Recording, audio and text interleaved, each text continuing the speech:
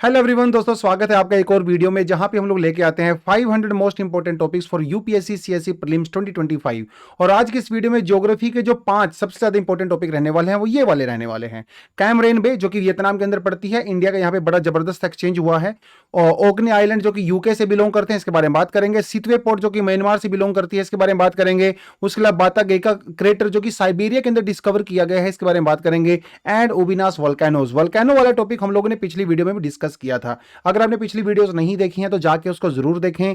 Polity का video है, economy का वीडियो है, ज्योग्राफी का वीडियो है। और आज हम लोग इन 5 टॉपिक को डिस्कस करने वाले हैं। बहुत बड़े टॉपिक नहीं है, छोटे छोटे से टॉपिक है, क्योंकि एग्जाम में वो आपसे लोकेशन बेस्ड क्वेश्चंस बहुत सारे पूछता है। वो सिंपली आपको बोलेगा भाई ये जो कैम्बे बे है बताइए कौन सी कंट्री में पड़ती है, या जो पर्टिकुलर जो आइलैंड है, पर्टिकुलर जो वोल्केनिकल आइलैंड है वो कौन सी कंट्री से बिलोंग करता है। इतनी छोटी छोटी चीजें प्रीलिम्स में आपसे कई बार वो पूछ लेता है। तो आज पहला टॉपिक हम लोग पढ़ने वाले हैं कैम रेन बे। देखिए आर्टिकल क्या कहता है। आर्टिकल कहता है India hands over INS Kirpan to Vietnam in the landmark move. यानी कि हमारा जो नेवल शिप था किरपान, हम लोगों ने उसको वियतनाम के अंदर वियतनाम को हैंड ओवर कर दिया है। And Vietnam is the only country in the world जिसको हम लोगों ने एक fully operation naval ship gift किया है। और ये गिफ्ट कहां पे किया है? ये दोस्तों गिफ्ट किया गया यहां पे, ये देखिए कैम रेन, ये जो पोर्ट है वियतनाम की, बहुत ही इंपॉर्टेंट स्ट्रेटेजिकली लोकेटेड है ये। और ये जो आपको नजर आ रही है ना, ये कैम रेन बे इसको बोलते हैं। तो ये बेसिकली आपको जो है थोड़ी सी पता होनी चाहिए एग्जाम के परस्पेक्टिव से, इतना आपसे पूछ सकता है। ये बे है, ये जो ये पोर्ट है वो इतनी ज्यादा क्रूशियल क्यों है बेसिकली? क्योंकि देखिए डीप वाटर बे है, वियतनाम के अंदर पड़ती है, साउथ चाइना सी से जो है ये बिलोंग करती है। और साउथ चाइना सी में चल रहा है इशू किसके साथ? चाइना के साथ। वियतनाम भी वहां पे बहुत सारे आइलैंड्स को क्लेम करता है। चाइना कहता है भैया पूरा साउथ चाइना सी ही मेरा है। तो वियतनाम और चाइना के बीच में जिस समय टसल चल रही है, उस बीच में चाइना को काउंटर करने के लिए वियतनाम और इंडिया काफी क्लोज आ गए हैं। इवन अमेरिका भी जो है इस पोर्ट के ऊपर कई बार अपने नेवल शिप को भेजता रहता है। तो कहीं ना कहीं ये चाइना को काउंटर करने का एक तरीका हो सकता है, जो इस समय इंडिया ने यहां पे मूव ये लिया है। भाई देखिए दुश्मन का दुश्मन जो है दोस्त होता है कहीं ना कहीं उस कंटेक्स्ट में। हालांकि वियतनाम चाइना उतने कट्टर दुश्मन नहीं है, चाइना वियतनाम का एक स्ट्रेटेजिक पार्टनर भी है वैसे देखा जाए तो। बट फिर भी जब साउथ चाइना सी की बात करते हैं तो दोनों कुछ आइलैंड्स को कॉमनली क्लेम करते हैं, और उस पर्सपेक्टिव से आप इस आर्टिकल को डेफिनेटली पढ़ सकते हैं। 164 डीप। और देखिए जो पोर्ट जितना ज्यादा डीप होता है, इसका मतलब यह है कि वहां पे बड़े शिप्स भी आ सकते हैं। This is one of the deepest natural harbour in the south east Asia. ठीक है। और इस पोर्ट के ना 2 पार्ट हैं बेसिकली। पहला जो पार्ट है वो नॉर्मल कार्गो के लिए आता है, दूसरा जो है वो सिर्फ ऑयल टैंकर्स के लिए आता है। और क्योंकि ये जो बे है वो इतनी ज्यादा स्ट्रेटेजिकली लोकेटेड है और ज्योग्राफी के लिए भी काफी डिफिकल्ट है इसको एक्सेस करना in the times of war, इसलिए इसको आइडियल नेचुरल फोर्ट्रेस भी कहा जाता है। मतलब अगर चाइना के साथ युद्ध वुद्ध हो गया ना, तो इसका बड़ी आसानी से स्ट्रेटेजिकली यूज किया जा सकता है, और इसके तक पहुंचना काफी डिफिकल्ट हो जाता है बेसिकली। हालांकि आईएनएस किरपान क्या है, देखिए जो हम लोगों ने वियतनाम को गिफ्ट किया है वो क्या है। ये एक हमारा नेवल शिप है आईएनएस किरपान। ये एक इंडिजेनियसली बिल्ट है। हालांकि ये 100% इंडिजेनियसली बिल्ट नहीं है, इसको इंडिया में असेंबल किया गया है। और 1991 में हम लोगों ने पहली बार इसको नेवी के अंदर जो है कमीशन किया था। तो ये खुखरी क्लास मिसाइल के अंदर आती है। इंडिया में खुखरी मिसाइल के अंदर क्लास के अंदर 3-4 मिसाइल आती हैं, जिसमें से किरपान जो है वो एक पड़ती है। इसको प्रोजेक्ट 25 भी कहते हैं बेसिकली। इसको प्रोजेक्ट 25 भी कहते हैं। एडिशनल बोनस इंफॉर्मेशन जो आपको मैं यहां पे दे रहा हूं, डीजल इंजन से जो है ये ऑपरेट होती है। 25 नॉट्स की इसकी जो है स्पीड होती है। देखिए जब ओशन की स्पीड की बात करते हैं हम लोग किलोमीटर के बारे में बात नहीं करते हैं, हमेशा हम लोग नॉट्स के बारे में बात करते हैं। कमेंट सेक्शन में मुझे ये बताएं कि 1 नॉट कितने किलोमीटर के बराबर होता है। और ये जो हमारा जो नेवल शिप होता है ना, कोई छोटा मोटा शिप नहीं है भाई, ये एकदम से फुल्ली फ्लेजेड, फुल्ली ऑपरेशनल, एक अटैक करने के लिए भी और डिफेंस पर्पज के लिए भी इसको यूज किया जाता है। और अगर आप यहां पे देखेंगे ना, एक मीडियम लॉन्ग रेंज गन यहां पे सेटअप की गई है। इसके ऊपर एक 30 mm की क्लोज रेंज गन यहां पे लगाई गई है। सरफेस टू सरफेस मिसाइल भी जो है इसके ऊपर यूज की जाती है। तो आईएनएस किरपान को हम लोगों ने गिफ्ट किया है वियतनाम को। और देखिए वियतनाम है चाहे फिलीपींस है, दोनों के चाइना के साथ मुद्दे चलते रहते हैं, इशू चलते रहते हैं साउथ चाइना सी को लेके, और बॉर्डर इशू इनके बीच में चलता रहता है। फिलीपींस को हम लोगों ने ब्रह्मोस दिया, और रिसेंटली बात चल रही है कि वियतनाम भी इंडिया से ब्रह्मोस खरीदने में काफी इंटरेस्टेड है, और शायद फ्यूचर में हम लोग बहुत जल्दी वियतनाम को भी ब्रह्मोस दे सकते हैं। चलिए एक और आइलैंड की यहाँ पे बात करते हैं जो आजकल बड़ा न्यूज में रहा। थोड़ा जूम करके दिखाता हूं। ये देखिए भाई, यहाँ पे है आपका इंग्लैंड, और यूनाइटेड किंगडम में बेसिकली हम लोग स्कॉटलैंड, नदर्न आइलैंड और इंग्लैंड की बात करते हैं, वेल्स की भी यहाँ पे बात करते हैं, तो 4 छोटे छोटे आइलैंड को मिला के ही बना हुआ है। तो स्कॉटलैंड हालांकि इंडिपेंडेंट कंट्री नहीं है, लेकिन वो ग्रेट ब्रिटेन के या फिर यूनाइटेड किंगडम के अंडर में आता है बेसिकली। और इसी के ही नॉर्थ में एक छोटा सा आइलैंड पड़ता है जिसे बोलते हैं ओकने आइलैंड। इसकी लोकेशन आप यहाँ पे क्लियरली देख सकते हो। ओकने आइलैंड देखिए वैसे तो इंग्लैंड के अंडर में ही आता कंट्रोल में, लेकिन ओकने आइलैंड के अंदर आजकल एक काइंड ऑफ फ्रीडम मूवमेंट चल रही है, और ये चाहते हैं कि भैया हम लोग इंग्लैंड से थोड़ा सा इकोनॉमिकली आइसोलेटेड हो जाएं, और ये चाहते हैं वो नॉर्वे के साथ या किसी और नॉर्डिक कंट्री के साथ थोड़ा सा अपने आप को मर्ज करना चाहते हैं एक तरह से। इसके पीछे रीजन ये बताया जा रहा है कि ओकने आइलैंड की जो म्यूनिसिपैलिटी है या जो यहाँ के काउंसलर्स हैं, उनका ये मानना है कि इंग्लैंड उनको जो है ना एक थोड़ा सौतेला व्यवहार करता है। ओकने आइलैंड के अंदर खूब सारी विंड पावर जनरेट होती है, और ओकने आइलैंड वालों का यह कहना है कि जितना हम लोग रिवेन्यू इंग्लैंड को जनरेट करके देते हैं, उसके बदले में हमें इंग्लैंड से एक्चुअली काफी कम जो है वो रिटर्न मिलता है, ऐसा इनका यहाँ पे कहना है। तो उस कॉन्टेक्स्ट में थोड़ा सा आपने इसको याद रखना है कि ये जो है नॉर्थ ऑफ स्कॉटलैंड पड़ता है। एग्जाम में ऐसा पूछ सकता है, इसके तरफ एक तरफ अटलांटिक ओशन है, दूसरी तरफ आपको यहाँ पे नॉर्थ सी नजर आता है। हालांकि ओकने आइलैंड पे जो लोग रहते हैं, इनका अगर आप ट्रेडिशनल हिस्टोरिकली कल्चरली अगर देखो तो ये इंग्लैंड से थोड़ा कम रिलेटेड है, जबकि नॉर्डिक कंट्री से जो है वो ज्यादा रिलेटेड होते हैं। और ओकने आइलैंड के अंदर छोटे छोटे 70 इंडिविजुअल आइलैंड्स पाए जाते हैं, जिनमें से 20 जो है इनहेबिटेड अभी भी हैं। खैर, तो ये नॉर्थ कोस्ट ऑफ स्कॉटलैंड का सिर्फ 10 माइल्स दूर ही पड़ता है, और हिस्टोरिकली बड़ी रिच रहा है ये। ऐसा कहा जाता है कि प्री हिस्टोरिक टाइम से अर्ली ह्यूमन बींग्स जो है यहाँ पे सेटल हुआ करते थे, और कई सारे बड़े बड़े स्ट्रक्चर यहाँ पे देखने को मिलते हैं, जैसे ring of Brodgar, Stones of Stenness, Maeshowe and the Skara Brae. यहाँ पे एक ये स्ट्रक्चर जो आप पिक्चर में यहाँ पे देख सकते हो, इसको कहा जाता है हार्ट ऑफ नियोलिथिक ओकने, और ये यूनेस्को की वर्ल्ड हेरिटेज साइट के अंदर इसको मेंशन किया गया है। तो इतना सा छोटा सा आपको इसके बारे में पता होना चाहिए, कभी कभी इस तरह की चीजें आपसे वो एग्जाम में पूछ लेता है। Let's move to the next topic जो है कि सितवे पोर्ट के बारे में। और देखिए आर्टिकल यहाँ पे क्या कहता है।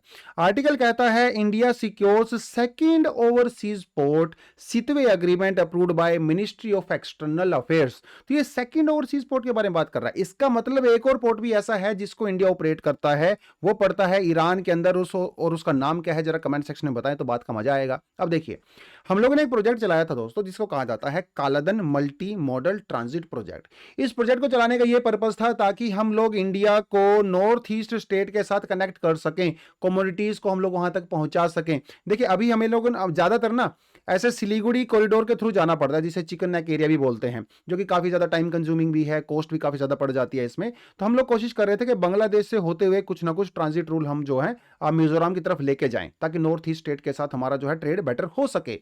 तो बांग्लादेश के साथ हम लोगों ने काफी लंबे समय से ट्राई किया है, लेकिन जिस तरह बांग्लादेश के अंदर आजकल इश्यूज चल रहे हैं, तो आई डोंट थिंक सो वो प्रोजेक्ट अभी उतने ज्यादा कुछ समय के लिए वायबल होंगे, जब तक कि वहां की गवर्नमेंट जो है कुछ स्टेबल नहीं होती है। तो हम लोग म्यांमार के थ्रू भी एक ऐसा एक ट्रांजिट जो है प्रोजेक्ट चलाने की कोशिश कर रहे थे, जिसके लिए हम लोग सितवे प्रोजेक्ट को डेवलप करना चाहते थे under Kaladan multi modal transit project. और फाइनली ये पूरा हो चुका है, और सितवे पोर्ट की जो ऑपरेशन है वो इंडिया को हैंडओवर किया जा चुका है। तो आपने याद रखना है कि जो सितवे पोर्ट है वो क्यों इंपॉर्टेंट है और ये कहां पे पड़ती है। कालादन एक रिवर जो है वो म्यांमार के अंदर पड़ती है, जिसके ऊपर ये बनाया गया है। तो एक डीप वाटर पोर्ट है दोस्तों, जो कि कालादन रिवर एस्चुरी के ऊपर बनाई गई है। म्यांमार के राखिन स्टेट में है ये। म्यांमार का राखिन स्टेट उस वजह से भी न्यूज में है, जब हम लोग रोहिंग्या मुस्लिम्स की बात करते हैं, जेनोसाइड की बात करते हैं, रिफ्यूजीज की बात करते हैं, क्योंकि वो भी मोस्टली राखिन स्टेट से ही बिलोंग करते हैं। और ये पूरी तरह से गवर्नमेंट ऑफ इंडिया के द्वारा इसको ग्रांट इन एड के तौर पे जो है इसको फंड किया गया है। हमारी जो ईस्ट कोस्ट ऑफ इंडिया यानी कि कलकत्ता को आप कह सकते हो, कलकत्ता को ये जो है कनेक्ट करता है। कुछ रूट इसके अंदर आप देख सकते हो, देखिए जैसे, तो देखिए होगा क्या भाई, कलकत्ता है यहाँ पे, कलकत्ता से 539 किलोमीटर आप एक शिप के रूट के थ्रू जाते हो, और आप पहुंचोगे कहां पे, आप पहुंचोगे सितवे पोर्ट पे। सितवे पोर्ट से फिर एक इनलैंड ऐसे कालादन रिवर में जो है इनलैंड वाटर ट्रेवल करते हुए आप पहुंचते हो एक जगह पे जिसका नाम है पेलेतवा। पेलेतवा से फिर एक सड़क जाएगी, पेलेतवा से एक सड़क जाती है केतलवा तक। केतलवा से फिर इंडिया म्यांमार के बॉर्डर पे एक चेक पोस्ट पड़ती है, काइंड ऑफ क्रॉसिंग है, जिसका नाम है जोरनीपुरी। जोरनपुई से फिर आप सीधा पहुंचते हो कहां पे, लैंगताई में जाते हो रोड नेटवर्क के द्वारा, जो कि मिजोरम के अंदर पड़ता है। और मिजोरम से फिर आप जो है एक रोड के थ्रू जा सकते हो सीधा आइजोल तक। यानी कि जो कमोडिटी वगैरह होती हैं, आप उन कमोडिटी को आराम से कलकत्ता से होते हुए आप उसको मिजोरम तक लेके जा सकते हो। देखिए मैंने आपको पहले बताया कि अभी जो कनेक्टिविटी है वो सिलीगुड़ी रूट के थ्रू होती है, कॉरिडोर के थ्रू होती है, लेकिन इस रूट के थ्रू हम लोग जो है 50% अपनी कॉस्ट कटिंग कर सकते हैं और टाइम की बचत भी कर सकते हैं, इससे सामान सस्ता हो जाएगा। अब म्यांमार के साथ हमारे अच्छे रिलेशन बहुत जरूरी हैं। देखिए हालांकि म्यांमार के अंदर इश्यूज बहुत ज्यादा चलते हैं, ऑब्वियसली वहाँ पर मिलिट्री कूप हुआ पड़ा है 2021 से, म्यांमार के अंदर डेमोक्रेसी भी नहीं है, जो कि इंडिया पसंद नहीं करता ऑब्वियसली उस बात को, बट फिर भी म्यांमार को हम लोग ओपनली क्रिटिसाइज नहीं कर सकते हैं, बिकॉज स्ट्रेटेजिकली म्यांमार हमारे लिए एक्सट्रीमली एक्सट्रीमली इंपॉर्टेंट है। बहुत सारे रेबल ग्रुप्स ऐसे हैं जो कि नॉर्थ ईस्ट इंडिया के अंदर टेरर एक्टिविटीज करते हैं और म्यांमार के अंदर जाके छिप जाते हैं। तो म्यांमार की सरकार का सपोर्ट लेने के लिए, ताकि उनको फिश आउट किया जा सके, वो जरूरी है कि हमें म्यांमार की सपोर्ट चाहिए। इसलिए आप देखोगे ना, म्यांमार को हम लोग ओपनली कभी भी क्रिटिसाइज नहीं करते हैं, चाहे म्यांमार के अंदर कुछ भी हो रहा हो, चाहे वो रोहिंग्या वाला इशू हो, चाहे वहाँ पे मिलिट्री कूप हो, चाहे किसी तरह की चीजें हो। तो इस कॉन्टेक्स्ट में थोड़ा सा आपने सितवे पोर्ट को याद रखना है। पिछले वीडियो में भी हम लोगों ने बात किया था, कोकोस आइलैंड की बात किया था, जिसको चाइना एक नेवल बेस बना रहा है। देखिए इंडिया सितवे पोर्ट के ऊपर नेवल बेस नहीं बना रहा है, ये हम लोग ट्रेडिंग पर्पस के लिए, कनेक्टिविटी पर्पस के लिए यूज कर रहे हैं। तो ये कहना गलत होगा कि कोकोस चैनल का एक जवाब है सितवे पोर्ट। हालांकि इसको डेवलप जरूर की है, लेकिन इसका मतलब ये नहीं है कि इंडिया इसको डिफेंस के पर्पस के लिए यूज करेगा। तो थोड़ा सा उस चीज से इसको ना जोड़ के देखें, वो ज्यादा डायरेक्टली तो ठीक होगा हमारे लिए। चलिए अगला जो टॉपिक हमारे पास आता है दोस्तों, वह है बेटगे का crater. I don't know how to pronounce it correctly, but मुझे लगता है शायद ऐसे बोलते होंगे। बेटगे का क्रेटर इसको बोल सकते हो। देखिए तो ये है वही वो क्रेटर जो कि साइबेरियन रीजन के अंदर पाया गया है। हालांकि इसको थोड़ा बहुत डिस्कवर 1960s के अंदर कर दिया गया था, लेकिन 1990s के बाद हम इसको लगातार ट्रैक कर रहे हैं। और क्रेटर का मतलब होता है बहुत बड़ा गड्ढा होता है, बेसिकली बहुत बड़ा गड्ढा होता है। और हो क्या रहा है, ये न्यूज में क्यों है अभी दोबारा से, ये न्यूज में इसीलिए है क्योंकि हर साल ये 35 मिलियन क्यूबिक फीट इंक्रीज हो जाता है। और ये जिसकी लोकेशन है देखिए जरा, यहाँ पे ये जो प्रोविंस पड़ता है इसको बोलते हैं साखा रिपब्लिक।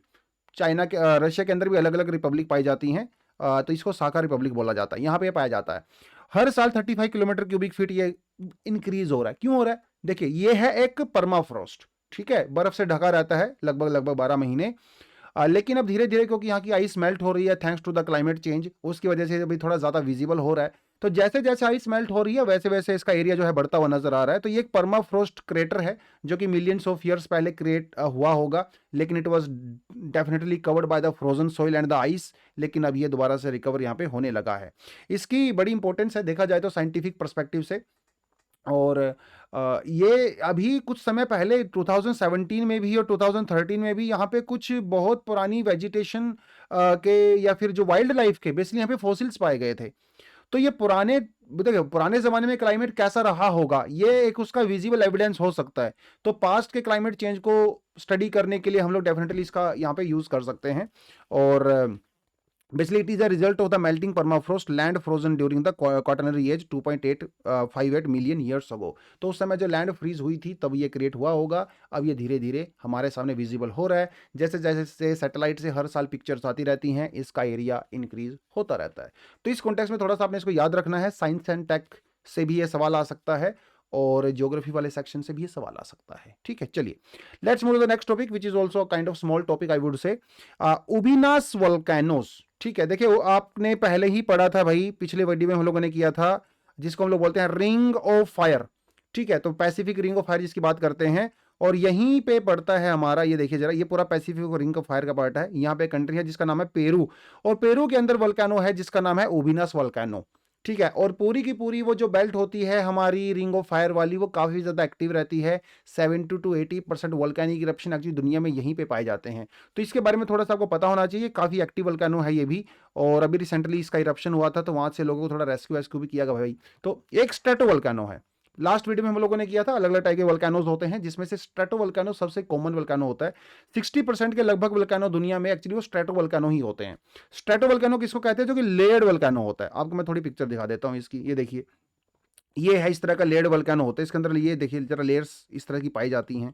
इसे कंपोजिट वोल्केनो भी कहते हैं, क्योंकि जितनी बार भी वोल्केनिक इरप्शन होता है तो नई नई लेयर्स जो है वो ऐड होती रहती हैं, मैग्मा की, ऐश की, पायरोक्लास्टिक मटेरियल, टेफ्रा, वो सब इसके ऊपर धीरे धीरे ऐड होता रहता है। तो इसको कहते हैं हम लोग कंपोजिट स्ट्रेटो वोल्केनो। तो उस कॉन्टेक्स्ट में आपने थोड़ा इसको याद रखना है। और रिंग ऑफ फायर का पार्ट है। 5672 मीटर अबव सी लेवल इसकी जो है वो हाइट होती है। तो इस पर्सपेक्टिव से बस इसका नाम याद रखना है, कौन सी कंट्री से बिलोंग करता है। स्ट्रेटोवोल्केनो है, रिंग ऑफ फायर का पार्ट है, और तो थोड़ा सा मतलब एक्सप्लोजिव नेचर का भी है ये बेसिकली, क्योंकि इसके अंदर जो वोल्केनो आता है, जो मैग्मा है बेसिकली इसका, वो थोड़ा सा बेसिकली एसिडिक नेचर का होता है। तो एसिडिक नेचर के volcanoes most of the time actually काफ़ी एक्सप्लोजिव होते हैं अगर मैग्मा का कंटेंट बहुत ज़्यादा होता है और प्रेशर अगर बहुत ज़्यादा क्रिएट हो जाता है। तो इस तरह का ये वोल्केनो आपने थोड़ा याद रखना है। तो आई थिंक ये थोड़े थोड़े टॉपिक हम लोग ने सारे डिस्कस कर लिए, बिकॉज प्रीलिम्स के पर्सपेक्टिव से डिस्कस कर रहे हैं, तो आई डोंट थिंक कि बहुत ज़्यादा डीप जाने की जरूरत है। थोड़ी सी आप बस इसके फैक्ट्स थोड़ा याद रखें। कैम्बे जो कि वियतनाम के अंदर पड़ता है, ओकनी आइलैंड जो कि ब्रिटेन से बिलोंग करता है, सितवे पोर्ट अगेन म्यांमार से बिलोंग करता है, और ये जो है साइबेरिया से बिलोंग करता है, एंड उबिनास वोल्केनो जो है पेरू से बिलोंग करता है। छोटी छोटी चीज़ें आपको याद रखनी है। तो आज की दोस्तों इस वीडियो में इतना ही है। अगर आपको इस तरह की वीडियो और चाहिए डेफिनेटली, तो आप चैनल को सब्सक्राइब करें ताकि आपको नोटिफिकेशन जो है वो टाइम टू टाइम मिलता रहे। वीडियो आपको कैसी लगी है कमेंट सेक्शन में जरूर बताएं, वीडियो को लाइक जरूर करें, दोस्तों के साथ शेयर करें जो यूपीएससी की तैयारी करते हैं या दूसरे एग्जाम्स की तैयारी करते हैं। अगर आप वीडियोस में किसी तरह का फीडबैक देना चाहते हो वीडियो के बारे में, तो वो भी कमेंट सेक्शन में जरूर बताएं। तो आज की वीडियो में दोस्तों इतना ही है। Thank you very much, all the best, जय हिंद।